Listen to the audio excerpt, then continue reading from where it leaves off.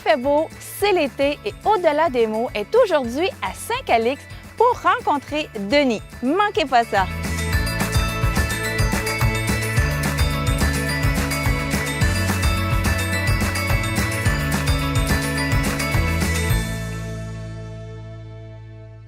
Bonjour Denis. Bonjour. Merci d'avoir accepté de venir à Au-delà des mots, où ce que c'est une façon, dans le fond, où on raconte un témoignage.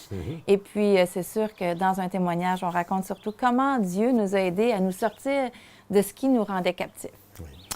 Dans le fond, moi, ce que j'aimerais savoir, c'est un petit peu connaître ton enfance. Je sais que quand tu m'as parlé, tu m'avais mentionné que tes parents étaient, dans le fond, de la France. Oui. Et que ton père avait fait la guerre d'Algérie. Oui. On le mentionne parce que ça donne un petit peu un topo de qui sont tes parents et comment, en fait, ils ont pu t'élever et te faire grandir dans tout ça. Donc, peut-être nous parler un peu de ton enfance. Oui, absolument. Ça me fait plaisir. Écoutez, merci d'être ici. Puis, ça fait plaisir. On est en campagne chez Denis. Oui, exact. Puis, écoutez, mon enfance... c'est, je vous dirais, si loin que je me rappelle, depuis l'âge de 3 ans environ, j'ai toujours eu une grande croyance en Dieu.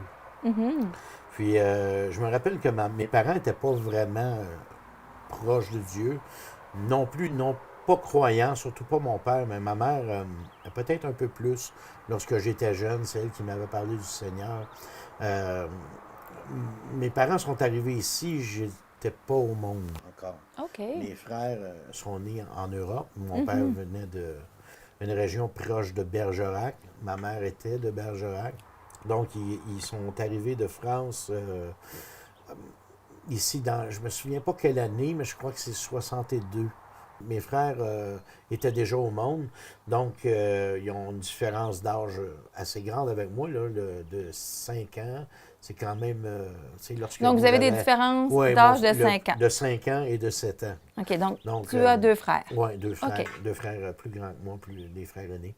Puis là, c'est ça, mes parents, quand ils sont arrivés ici, c'était dur un peu d'intégrer la culture au Québec. Ils étaient de France, puis souvent, ils étaient seuls. Ils n'aimaient pas trop voisiner parce qu'il y avait tendance...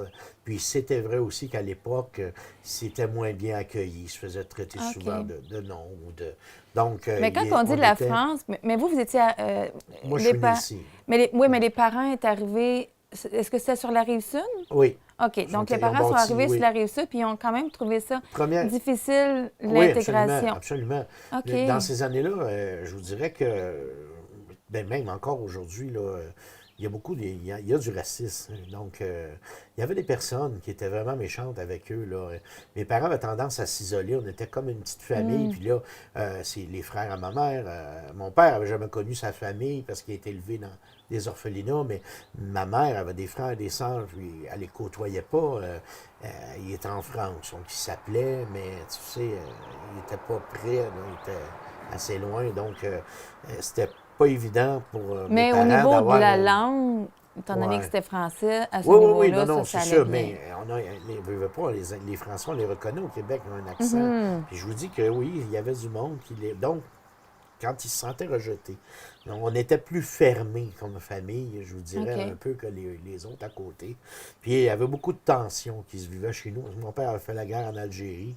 Puis il était quand même assez, je vous dirais, assez dur. Ça y a pris beaucoup d'années à sortir de ça. Là. Il a reçu 3 balles. Il n'a pas été proche de mourir. Et, je veux dire, c'était des moments assez durs pour lui. Il y a eu tellement de misère à sortir de ça que ça leur ça leur rentré dans la famille. C'est une famille où il se passait pas beaucoup de contact humain, physique. On était là. Donc l'amour était moins démonstratif. Ils m'ont donné ce qu'ils ont pu. Là, ma mère m'a donné ce qu'elle a pu, malgré qu'elle a vécu beaucoup de choses dures avec mon père. Là. Puis c'était correct comme ça. Je veux dire, c'est la vie que j'ai eue. Sauf que je peux vous dire que ça a été dur. Ça a été dur au début. Moi, ça m'a donné, peut-être pas l'occasion, mais ça m'a donné, comment je pourrais dire, un certain rejet. À l'école, là, je rejetais tout. J'étais un petit bum, puis je consommais de la drogue. J'ai commencé à l'école, d'ailleurs. Toi, dans le fond, ce que tu mentionnes, du c'est pot, puis, ouais. au primaire, déjà en partant oui. au primaire? Ben, Ah oui, OK. au primaire, oui, en 6e année, là. Fait que donc, On l'école au commençait avec un primaire, peu de étiez-vous pot, toujours puis, sur la ouais. Rive-Sud? Oui, OK. toujours sur la Rive-Sud. Donc, j'ai grandi à Saint-Hubert, OK. sur la Rive-Sud. Puis, j'avais des amis, je suis sûr, alentour, là, qui, comme moi, consommaient. Puis, tu sais, là, ça a grandi dans la consommation. À un moment donné, c'est allé vers l'acide, du LSD pendant longtemps. Puis, à un moment donné... Est-ce que le fait de consommer, parce que là, bon, on a parlé beaucoup de les parents qui avaient des rejets, puis probablement que ça a emmené un sentiment de rejet pour vous aussi. Oui, Mais là, par absolument. contre, les amis que vous avez rencontrés, vous avez senti probablement que vous étiez Oui. accepté du fait que vous consommiez avec eux Exactement, autres. oui. Et puis là, la consommation, dans ce temps-là, elle augmente. Oui. Mais quel effet ça donne? Parce que j'imagine que si vous continuez puis que ça l'augmente, c'est parce que c'était un semblant de bien-être, c'était sentir Vous savez, accepté, c'était... on dit que c'est un paradis éphémère. Hein. Quand on consomme, on est sur le high. C'est un paradis éphémère. Ça bloque les sensations. C'est sûr que les drogues douces, on a beau dire ce qu'on voudra, ça l'emmène bien souvent vers des drogues C'est plus fortes. assez à un moment donné. Puis pour beaucoup de personnes. Donc, c'est pour ça que moi, toute drogue, maintenant, je comprends. Puis je suis pas pour aucune drogue. Mais Ouais. regardez, c'est libre choix hein, maintenant. Regarde, mais moi, ce que je peux vous dire, c'est que le pot m'a emmené à d'autres choses. Ça m'a emmené vers le LSD. Après ça m'a emmené parce qu'on avait des groupes d'appartenance où je me sentais bien.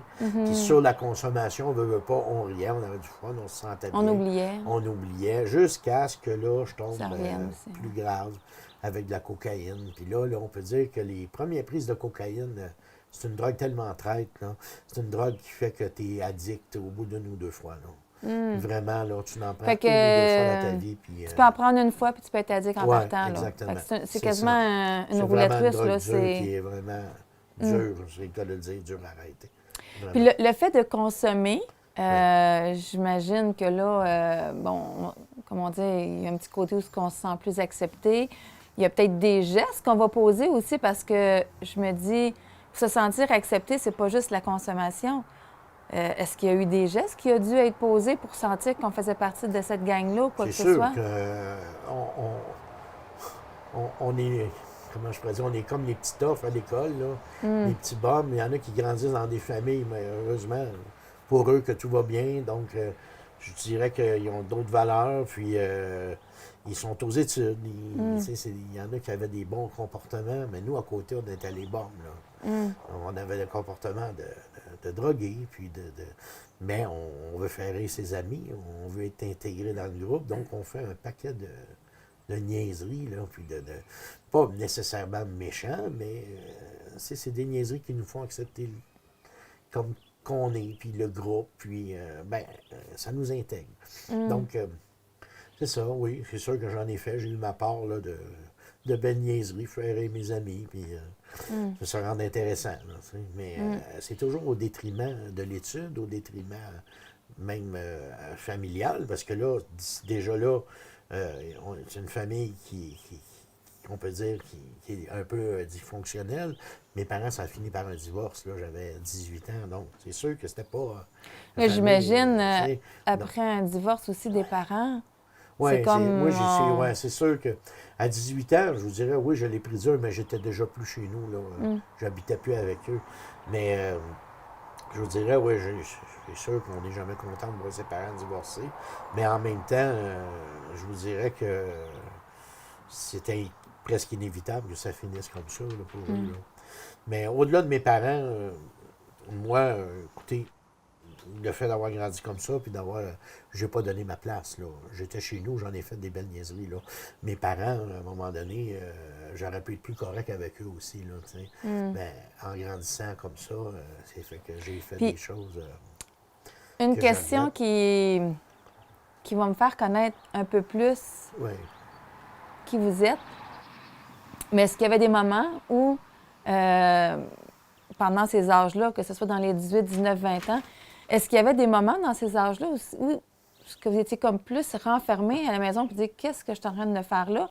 ça a changé. Puis avec la consommation de cocaïne, l'état d'esprit n'était plus là, les amis n'étaient plus là, mais est-ce que là, tu deviens menteur, voleur, tricheur, parce que tu en veux de plus en plus, puis ça coûte énormément cher. Donc, mais il n'y a pas grand monde qui voulait être alentour de moi. Là. Moi, j'étais rendu, tout le monde que je voyais alentour, c'était une chance d'avoir quelque chose, là, tu sais, d'eux, pour essayer d'aller consommer.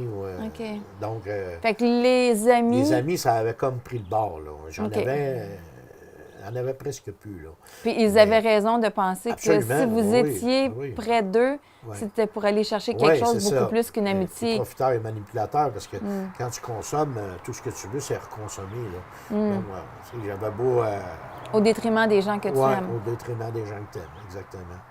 Donc, Fait que- j'ai eu des périodes, par exemple, où j'ai moins consommé, même arrêté pendant quelques mois, comme dans la période où j'ai rencontré mon épouse. Ça fait 30 ans qu'on est mariés, puis j'ai consommé les premières années. Puis elle était là, elle était avec moi, puis pourtant, une épouse merveilleuse, elle ne consomme pas, elle n'a jamais consommé. On va revenir à votre épouse un petit peu plus tard. Parce que là, dans le fond, là, moi, ce qui m'intrigue, c'est de savoir dans la tête d'un consommateur. Oui, Pourquoi je dis ça? Parce que vous dites que vous consommiez, vous étiez manipulateur, les gens ne vous intéressaient plus, sauf qu'est-ce qu'ils pouvaient vous apporter. oui, Je me souviens que vous m'avez dit au début, vous aviez toujours eu quand même une certaine connaissance de Dieu, Absolument. à savoir qu'il existait. oui. Mais quand je vous ai posé la question, à vous demander, ça vous arrivait pas des fois de pleurer puis de dire, voyons, oui. qu'est-ce que je fais là? C'est certain. Mais ça, vous savez, quand on consomme, là, la cocaïne, quand on prend ça, là, ça nous rend comme dans un état, c'est ça, un état d'euphorie, un état second qu'on recherche après tout le temps. Puis cet état-là, on s'en rend pas compte, mais quand on ne consomme pas la journée d'après, L'état est deux, pire. trois, non, c'est pas qu'elle est pire, c'est que on cherche à reconsommer, mais on a un état intérieur qui ne se rend pas compte de ce qu'il fait.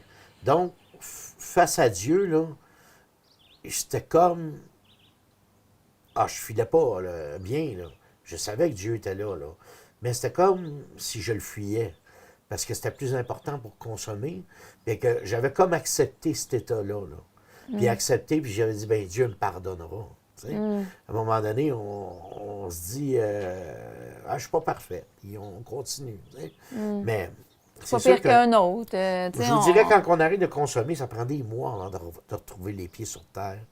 Donc, les idées sont confuses. Tout est confus dans la tête, dans les sentiments aussi. Cocaïne, là, on dirait que tu as tous les sentiments pris dans une boule. Si tu les différences pas. Mais vous êtes capable de dire ça aujourd'hui. Oui, mais parce dans que ce là- temps-là, mais dans ce temps-là, je suis pas non. capable, c'est ça. Dans ce temps-là, la part des gens Exactement. vont dire, ben non, je suis capable, il n'y a rien C'est là, ça. ben non, Ouais. je Non. peux arrêter quand Non. je veux, Là, mais tu on se fuis la l'avoue pas. réalité, ben Oui, oui. c'est ça. Mais je peux vous dire que ce sentiment-là, les sentiments, lorsqu'on consomme, ça prend des années comme une corde toute nouée. Ça prend des années à tout dénouer ça, Défaire. puis à redéfaire la corde, puis là, tu le vois comme il faut. Avant ça, tu le vois pas. Tu t'en es inconscient. Donc, face à Dieu, c'est la même chose. Face au monde que tu aimes, c'est la même chose. C'est comme le sentiment de consommer est tellement fort qu'il prend le dessus sur tout. Là, vous me dites, vous avez dit dans le fond que vous avez rencontré une femme merveilleuse qui est Ouais. votre épouse aujourd'hui depuis les 30 dernières Ouais. années. Est-ce que, Ça, c'était ma dans question, ouais, est-ce dans que, dans votre, comment je pourrais dire ça, est-ce que c'était votre épouse que vous avez rencontrée en premier ou c'est l'Église? Non, c'est mon épouse. Votre épouse. Mon épouse, j'ai rencontré en premier. Donc, j'aimerais connaître un peu cette Ouais. histoire Mais d'amour qui vous Oui, a... Vous savez, ben c'est ça, je consommais, puis il y a des périodes où je pouvais être quelques mois plus lucide, si on peut dire, là, et je voulais m'en sortir, donc j'arrêtais. C'est dans une des périodes-là que j'ai rencontré Manon, mon épouse, puis c'était merveilleux. C'était l'amour tout de suite, on l'a vu tous les deux, puis quelques mois après, on se mariait. Donc, on a eu notre premier enfant au bout d'1 an. Elle était enceinte... Au bout de 3 mois, elle était enceinte. Au bout de 6 mois, on se mariait. Donc, on a eu notre premier fils en 90. Puis l'autre, Alexandre, est venu en 91, un an OK. après. Tout de suite, on n'a pas eu de grande période comment je pourrais dire, on n'a pas eu de distance entre nos enfants, presque pas. Là. Tout de suite, elle est retombée enceinte, puis on a eu Alexandre. Donc, Mais là, vous dites que vous avez rencontré votre femme. oui, je ne consommais pas, mais j'avais arrêté. Vous aviez arrêté. Mais pas longtemps, j'avais arrêté. Fait que le temps de rencontrer votre épouse. Oui. Mais là, j'imagine que, sincèrement, vous vouliez pas recommencer oui, parce que là, vous aviez rencontré quelqu'un qui vous aimait pour vous-même. Oui. Et là, non parce que la personne voulait consommer avec vous. C'était une personne non, qui... elle n'a jamais consommé. Puis elle ne consommera jamais. Mais non, elle n'avait jamais consommé de sa vie. Puis elle ne fume même pas de cigarette, rien. Elle n'avait jamais fumé. Là, vous êtes peut-être dit, pourquoi moi? Oui, c'est sûr. Qu'est-ce qu'on me trouve? Il y a quelque chose, là. Mais Dieu l'avait mis dans ma vie. Puis, vous savez, là, moi, j'avais... Quand je consommais, j'avais souvent des moments où j'avais des... Je pleurais, je demandais à Dieu, jusqu'à un certain point, là, de m'aider. Puis, mais j'avais toujours un petit sentiment qui disait... mais j'aime ça. C'était le fun de continuer, ouais. Tu sais, c'était pas vraiment sincère. Puis, je lui ai demandé de me donner une épouse. J'ai demandé longtemps. Puis, un soir, avant de connaître ma femme, Dieu me l'a montré en songe que c'était elle. Wow! Donc, quand je l'ai vue, j'ai dit, c'est elle, je le savais. Fait que vous n'aviez pas encore commencé l'Église? Non, mais j'avais une croyance incroyable. Je parlais souvent avec Dieu. C'était mon seul ami. Pareil, je savais qu'il était là. C'était mon seul ami. Donc, là, les années de consommation ont continué, mais mon épouse a vécu des choses. Donc, votre épouse était consciente quand même que... Elle était consciente, certain. Elle voyait ça, là. Donc, il y avait des périodes, je consommais, des périodes, j'arrêtais. Des périodes, c'est arrivé quelques fois qu'elle a pris les enfants, qu'elle est partie, parce que là, c'était trop. Elle est partie dans des foyers de femmes battues, même si elle n'était pas battue mentalement. Elle était battue mentalement. Là. Donc, elle était triste de ça, puis elle revenait. Elle revenait toujours puis, avec moi. Ma question est surtout de dire, parce que vous saviez que Dieu existait. Oui. Vous lui parliez. Oui. Et il vous a donné une femme. Vous avez eu des enfants. Oui. Vous m'avez dit tantôt que le fait que vous vouliez arrêter parce que vous aimiez votre famille, vous aimiez Dieu, puis vous saviez que ça ne concordait pas les deux ensemble. Mais il y avait quelque chose qui vous attirait, qui était plus fort pour continuer. Vous aimiez le péché, dans le fond, que vous aviez. Hein? On va le dire comme ça. Là. Exact. Mais le fait, parce que j'imagine de voir votre épouse partir avec les enfants, votre cri devait être encore plus fort à Dieu. Fait quelque chose bon, ou... C'est sûr que j'avais une vous étiez plus seul, là, une juste grande vous. croyance en Dieu. Je lui parlais à tous les jours. Vous savez, ce que j'avais pas, la même croyance en Jésus. Dieu le Père, oui, je le croyais. Mais le Seigneur Jésus, on dirait que j'avais comme un blocage. Il y en a beaucoup qui vont dire Dieu, Dieu, mais il y a Jésus aussi. Hein? Jésus est Dieu. Puis j'avais jamais... Au contraire, même, je me disais, mais comment est-ce qu'il a fait? Tu sais, je comprenais pas. Comment est-ce qu'il a fait pour être parfait? C'était pas une jalousie, là, mais je me disais, c'est presque impossible. Tu sais, on ne croit pas. Ou on croit, mais pas comme on voudrait. Tu sais. Donc, oui, je croyais en Dieu le Père. Puis, oui, j'y parlais souvent. Oui, Dieu était correct avec moi. Dieu était vraiment correct avec moi parce qu'il m'a donné mon épouse. Il m'aidait, il me supportait quand même. Là. J'avais un support avec Dieu incroyable. Sans ça, j'aurais jamais passé à travers toutes ces épreuves-là. Mais je retombais tout le temps en consommation. Puis là, je finissais au bout de quelques mois triste. Coupable, c'est de la culpabilité. Puis là, j'ai essayé des thérapies. J'ai été en des thérapies. J'en ai fait pendant 6 mois. L'autre 1 mois, l'autre 3 mois. Ça n'a jamais marché. Puis là, je me rappelle d'une journée où, vous savez, là, quand on voit sa famille souffrir, à cause de nous, on va dire qu'on fait le mal, puis pas rien qu'à peu près. Puis de voir ça, de voir ce que ça faisait, ma consommation, ce que je leur faisais vivre, c'était des moments intolérables. Puis je me rappelle de mon petit gars Alexandre, le plus jeune, qui à un moment donné, il est sur moi, puis il pleure, puis il dit « Papa, quand est-ce que tu vas arrêter? » Il y a 4 ans, là. Ça, c'est C'est quelque chose Vous qui savez, est... la seule réponse que j'ai trouvée, il dit, Dieu va venir me sauver. Je Wow. savais. Fait que c'était un moment très dur. Avec Alexandre, Manon, avec Cédric. Cédric était un peu moins conscient de tout ça parce que Cédric, il a eu un problème à la naissance. Il a manqué d'oxygène. Puis c'était un beau petit bonhomme. Aujourd'hui, il a 29 ans, il travaille. Puis Dieu le pousse. Puis, il est très cohérent. Puis, mais à cette époque-là, il était moins éveillé. Donc, Dieu m'a emmené dans une repentance incroyable, juste à temps que je me rende compte que il fallait que je fasse vraiment quelque chose. Là. Puis j'ai été une période de 2 semaines environ où il y a eu comme un genre d'éveil en moi envers Dieu, mais envers le Seigneur Jésus. Puis un soir, j'étais chez moi, je venais d'arriver, puis cette journée-là, je n'avais pas consommé. J'étais comme, je me promenais, puis j'étais juste dans un état mental d'appel envers Dieu. Puis j'ai rentré chez moi, puis j'ai imploré Jésus de tout mon cœur. Dieu, j'ai dit, Seigneur, il faut que tu viennes me sauver. Puis là, j'hurlais, puis j'ai hurlé pendant une nuit entière. Là. Tous les fils de mon corps l'appelaient. Là. Puis mes enfants m'ont entendu, ils voulaient venir me voir, puis ma femme m'a dit, non, elle dit, laisse-les faire le prix. Elle les a retenus, puis quelques heures après avoir prié comme ça, je priais, non, pas quelques heures après, parce que j'ai prié plusieurs heures, j'ai senti un sommeil tomber sur moi. Puis là, quand j'ai tombé endormi, j'étais au-dessus de la terre, je voyais un deuxième ciel, il n'y avait aucun nuage. Et je voyais en dessous, des nuages, j'étais au-dessus, puis je flottais. Puis il y avait une église. Là, je voyais le paradis, là. Il y avait une église. Les portes sont ouvertes. Et je flottais dans les airs. Là, j'ai vu une statue de Jésus. Elle était grise. Puis là, je me suis senti comme un fantôme passer à travers de dos.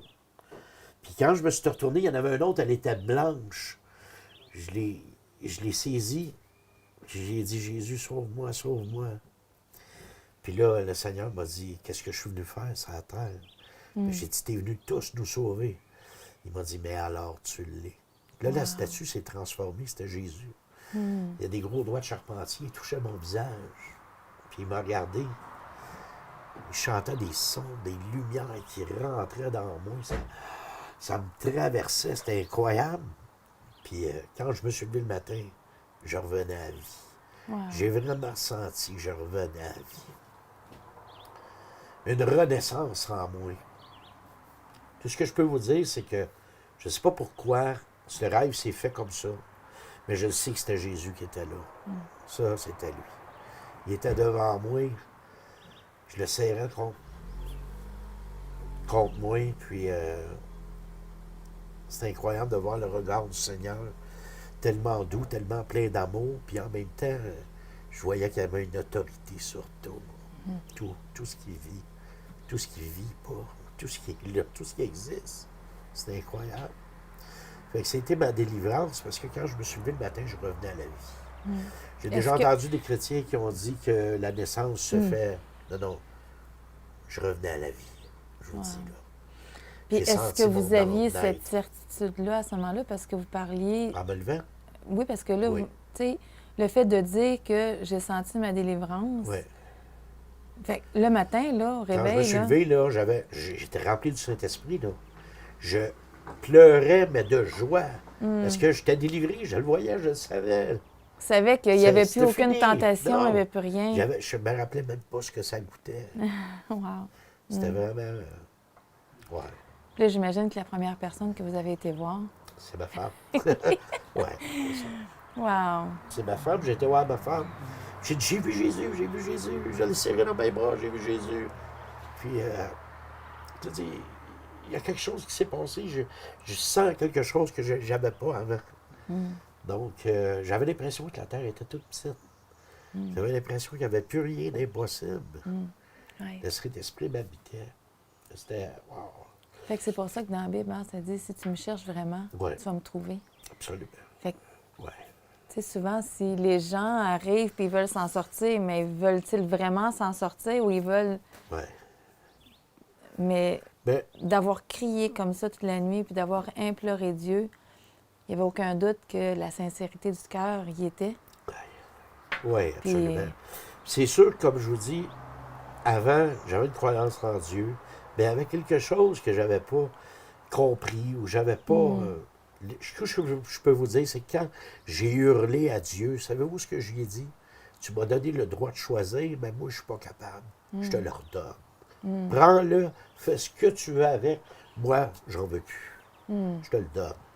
Je le donne, puis là, j'y hurlais, mais j'hurlais Jésus, Jésus, Jésus. Jésus m'a répondu. Oui. Nul ne vient hein, au Père que par le Fils. Oui, c'est ça, Le exact. Fils qui est Jésus. Exact, exact.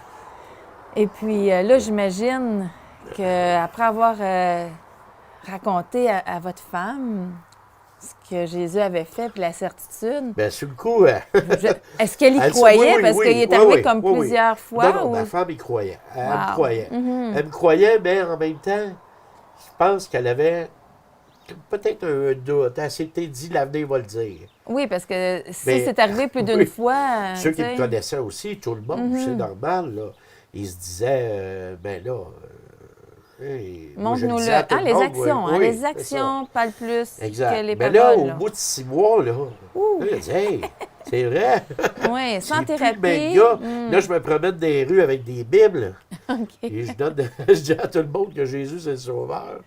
Puis je m'en vais évangéliser partout, pour dire à tout le monde que Jésus les aime. Puis c'est plus le même gars, là. Pas en Wow. tout. Les voisins le voient, ils disent, hey, qu'est-ce qui s'est passé avec lui? Puis quand ils me le demandent, ben là, je vais leur dire que Jésus m'a délivré. Certains me croient moyen, puis certains ne croient pas. Ça, c'est la relation personnelle avec Dieu. Moi, tout ce que je sais, c'est que Dieu est là. Et Jésus est le chemin et la vie. Fait que là, j'imagine qu'il y a eu une église qui s'est rajoutée. La, hein, c'est première bon. semaine, oui. La première semaine? J'ai rentré à l'église chrétienne. OK. J'ai été vraiment... Là, c'est la première fois que vous allez dans une oui. église chrétienne. Non, j'avais déjà été comme 2 ou 3 fois. Ben, j'avais une grosse croyance en Dieu, je vous le disais. Oui, Mais j'étais OK. assis en arrière. Fait que vous Là, je voyais du connaissiez monde les chanter. églises. Oui, j'en connaissais. là. OK. Mais chrétienne, j'en connaissais pas vraiment beaucoup. J'en connaissais une. OK. C'est celle où j'ai été. Donc, puis je peux dire, c'est que là, j'étais assis en arrière. J'étais assis, puis je regardais, puis là, je voyais du monde chanter, les bras dans les airs. Je me Qu'est-ce qu'ils font là? Ouais, c'est ça. Ben, j'ai compris quand j'ai eu ma délivrance, que j'ai vu Jésus, que le Saint-Esprit m'a habité. J'étais le premier en avant Amen. à chanter pour Dieu, puis c'était... Là, je comprenais, vous les là. aviez les mains Ouais, dans les airs, là. Oui, c'est ça. Ouais. Oui, exact. J'avais les mains dans les airs, j'étais le premier en avant. En arrivant, j'ai dit, donnez-moi le micro, faut que je raconte, faut que je raconte. Wow, wow, wow, attends une minute. Au bout de 6 mois, il a dit, oui, OK, Denis, tu sais, effectivement, c'est vrai. Wow. Puis là, tout le monde alentour ont vu que c'était vrai. Ils étaient vraiment contents, mes frères. Wow, hey. Fait que- Mes frères, ils disaient à tout le monde. Là, vous parlez de vos frères. Est-ce que la famille... Oui, ma mère aussi était contente. Ben oui, là, ils ont vu le changement. Ils ont vu. Puis là, C'était plus le eux, même gars, là. ils ont commencé à aller... Non, ils ont... mais ils ont petit une bout de croyance, temps. Oui, là. oui, oui. Un OK. petit bout de temps, j'ai des frères qui sont venus avec moi à l'église, ma mère aussi. Parce pendant que les quelques actions années, parlaient, Oui, hein, c'est ça- ça, exactement. Beaucoup de mes voisins aussi sont commencé à venir un petit peu après. Qu'est-ce que ça a fait? Ben, ça fait que ça a germé. J'ai semé quelque chose. Dieu a permis que par moi, quelque chose soit semé. Puis ben, c'est lui qui fait croître. J'ai laissé ça entre ses mains. Puis je l'ai compris après. Mais là, j'ai grandi après dans l'Église. J'ai grandi dans l'Église chrétienne depuis 20 ou 22 ans, quelque chose comme ça. Puis j'ai pris un ministère il n'y a pas longtemps. Puis c'est ça, j'ai été diacre pendant quelques années. Aujourd'hui, pasteur à l'Église avec les repas du lundi. Où est-ce que j'aide beaucoup de personnes qui ont des problèmes de jeu, d'alcool, de drogue, aussi de solitude. Vous savez, quand on a une dépendance, que ce soit n'importe laquelle, c'est une dépendance. Donc, la seule dépendance pour moi qui est bonne, c'est Dieu. Ah oui. Elle, on peut en On abuser peut comme en qu'on veut. abuser. Oui, c'est ça. Oui, on n'aura jamais assez. Fait que vous êtes là Donc, pour des gens qui ont certaines dépendances, puis de leur dire, écoute, c'est ouais. possible si Oui, absolument. ton cœur est sincère. Ouais. Avant de m'en venir, en fait, j'avais texté, Ouais. je disais, oublie pas, Denis, Ouais. de me donner un verset biblique. Oui, ben, je suis pas... Parce qu'avec Au-delà des mots, j'aime Ouais. ça avoir des versets bibliques. Comme je dis souvent aux gens, dans le fond, ce qu'on fait, c'est, moi, j'ai ma Bible à la maison, je souligne les gens que je rencontre. Ouais. Fait que je vais souligner ton verset préféré, puis je vais marquer ton nom. Fait que moi, à chaque fois OK. que je vais arriver dans ma Bible, bien, je revois les gens que j'ai vus, puis je revois les versets préférés. Oui. Puis ça me fait penser à toutes les personnes que je rencontre, Ben, merveilleuses. Je peux te le donner. Quand tu me l'as demandé, je le savais Oui. déjà. Oui. C'est Jean 15,16. Qui veut dire? Qui veut dire, ce n'est pas vous qui m'avez choisi, c'est moi qui vous ai choisi. Ah oui, amen. Quand que j'ai eu ma délivrance le matin, je me suis rappelé du Saint-Esprit. Puis ça m'a toujours resté parce que j'avais des chiffres en tête. Puis j'entendais, le Saint-Esprit me parlait. Puis j'ai dit, Dieu, je sais que tu veux me dire quelque chose. Puis j'ai pris ma Bible, puis justement, ça l'a ouvert sur Jean 15,16. OK. Quand j'ai pointé mon doigt, j'étais direct dessus. C'est celle-là. Et Dieu m'a dit, c'était lui qui m'avait choisi. Bien, pour le merci. servir. Merde. Ouais. Écoutez, si vous avez des témoignages similaires, bien, Denis en est la preuve, c'est possible. Merde. Quand on crie fort à Dieu, Dieu est là pour nous délivrer. Je ne sais pas, Denis, si tu as quelque chose que tu aimerais dire avant de terminer. Ce que je pourrais dire, c'est de ne pas abandonner. Si vous avez des dépendances, des choses qui sont qui vous emmènent dans des états de tristesse, mais on peut tout confier à Dieu. Ce que je peux dire, c'est que le Seigneur est là, le Seigneur délivre, et que le Seigneur m'a délivré, et le Seigneur nous aime tous. On est tous ses enfants. Donc, n'hésitez pas, priez, appelez le Seigneur Jésus, et le Seigneur va répondre, c'est sa promesse. Amen. Et je vous dis, on se revoit le mois prochain.